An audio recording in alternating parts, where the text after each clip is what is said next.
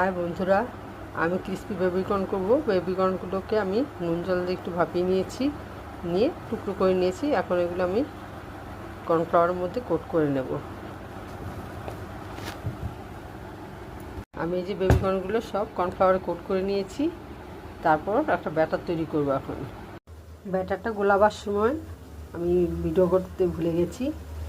ব্যাটারটা ছিল 4 টেবিল চামচ কর্নফ্লাওয়ার আর হাফ কাপের একটু বেশি ময়দা, সাথে আদা গুঁড়ো, রসুন বাটা আর একটু লবণ, একটু হলুদ দিয়ে আমি ব্যাটারটা করে তারপরে কর্নফ্লাওয়ারগুলো যে কোট করে রেখেছিলাম সেগুলো একসাথে এর সাথে মিশিয়ে দিয়েছি।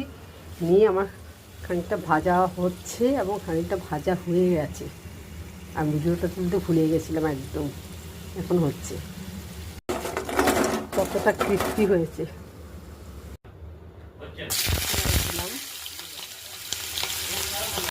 রসুন পেস্ট দিলাম, এতে আদা গুঁড়ো দিয়েছি, টমেটো সস দিয়েছি, ওয়েস্টার সস দিয়েছি, এখন সয়া সস দিচ্ছি। এখন আমি কাঁচা লঙ্কা দিয়ে দিচ্ছি, পেঁয়াজ পাতা দিয়ে দিচ্ছি। এবার একটু জল দিয়ে দিচ্ছি, স্বাদ মতো লবণ, একটু চিনি। এবার আমি